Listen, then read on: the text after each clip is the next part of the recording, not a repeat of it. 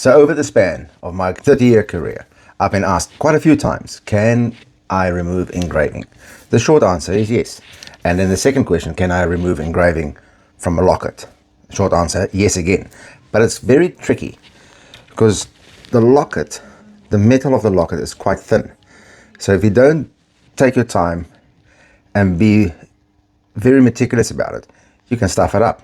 In today's video, I'll be showing you how to do it the right way. Hopefully it doesn't get stuffed up.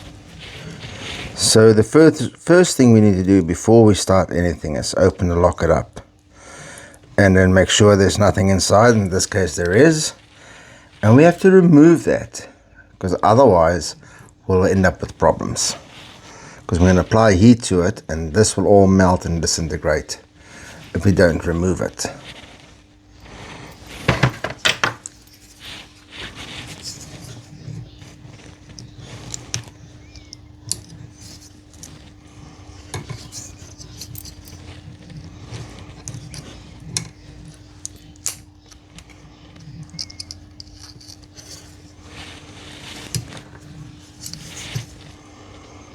Ooh,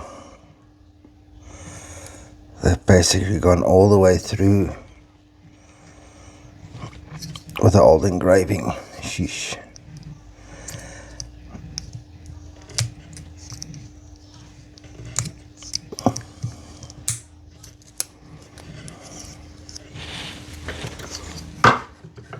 Now you can see how thin the metal is.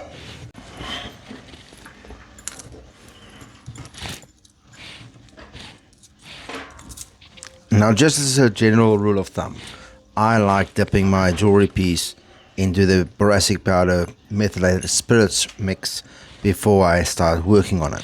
And that just keeps the jewelry piece or the article from oxidizing when you apply heat to it. Now, most people will probably advise you to actually use easy solder for this, seeing that the metal is so thin.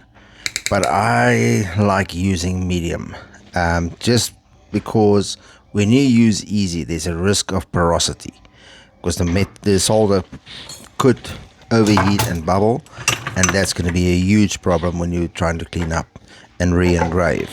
So I've chosen to use 9-carat medium yellow solder, and just hoping it doesn't turn to crud.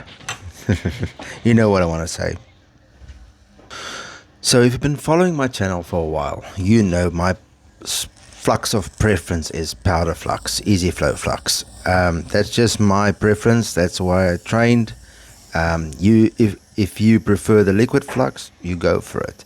The main thing is to keep the flame quite long and soft, so you don't end up overheating the metal and in turn melting the piece, because that's not what you want. That's gonna be really, really bad. So you can either do it like I do it, doing it piece by piece and getting the solder to actually flow into the lettering or the cavities of the letters, or you can place it all together and do it in one go. I prefer doing it in sections. Just the main reason for that is so I don't overheat the locket, because in this way we can do it in segments, and you just keep the locket nice and warm, and you don't have to end up overheating the metal like I almost just did.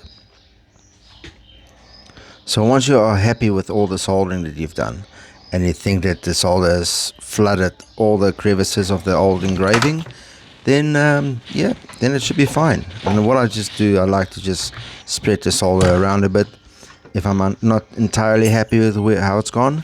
So you can do that as well. And you just pop it in the acid and leave it there for about 5 to 10 minutes, just for the flux to get removed and all the oxidization that did happen to get cleaned up. I like to inspect this piece once I've removed it in the acid, and you'll notice that the solder has gone through the little pit mark of the old engraving, so I'm happy with that. And then it's just time to clean up. We'll start with our trusty little Moersters, and I've got a little Moersters that I've modified, and I'll show you a close-up picture shortly. What I've done is I've cut little fan blade sections, so it's not as rough on the piece as an unmodified Moor's disc would be. Now the trick with this section is not to apply too much pressure to the piece when you're sanding. You need to have a light hand in sanding, because if you press too hard, you'll break through the metal and you'll just destroy the piece completely. Now that you've gotten rid of all the excess solder, it's time to start sanding with the sandpaper disc. Now if you don't know how to make these, I've got a video where I explain how I make those, and I'll link it in the description. So basically what you do is just sand it, get rid of all the coarse lines of the Moor's discs, and until you feel it's nice and ready for polishing. Now I'm not going to polish it just yet, because I need to re-engrave it. Now I use the X-Tool F1 Ultra dual fiber and blue light laser, 20 watt, and I find it works efficient for the jobs that I need to do. In the X-Tool editing software, I go in and I type in the name that I want, which in this case is Olive. I go ahead and do the framing.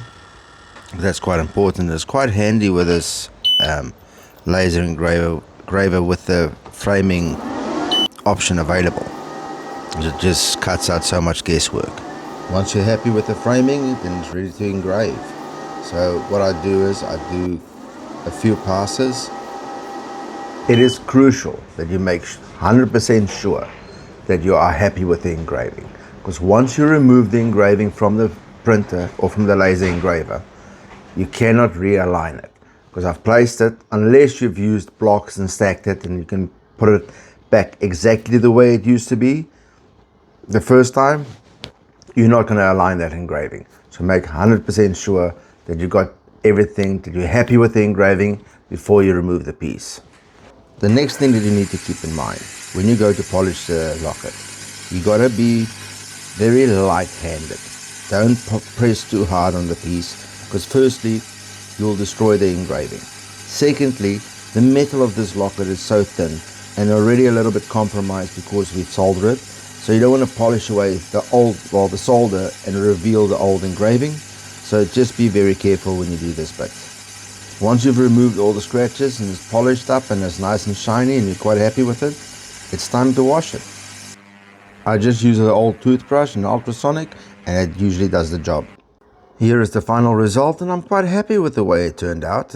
I think it's a bit of an improvement, and there's no solder marks on it, and it looks good. Well, there you go. That's going to do it for today's video, and I hope you've learned something, and if you did, please drop me a comment in the comment section below. If there's any topic you'd like me to cover in the next video, please feel free to message me. You can reach me on Instagram at the Chunky Jeweler. You can even direct message me on Facebook. I'm on TikTok as the Chunky Jeweler. So all the platforms, all the social medias, you can email me. Email address is in the description below. I'm glad this opportunity came up where the customer brought in a locket to remove engraving. It wasn't something I planned. It's just spur of the moment. The job came in and I decided to make a video out of it. So hopefully it's benefited you and you've learned something out of it. If it did, please drop me a like. Perhaps consider subscribing to the channel. We want to do more videos like this, educational tutorial videos. So hopefully you find the benefit out of it. Thank you very much for watching. We'll catch you on the next one. Chunky Jeweler out.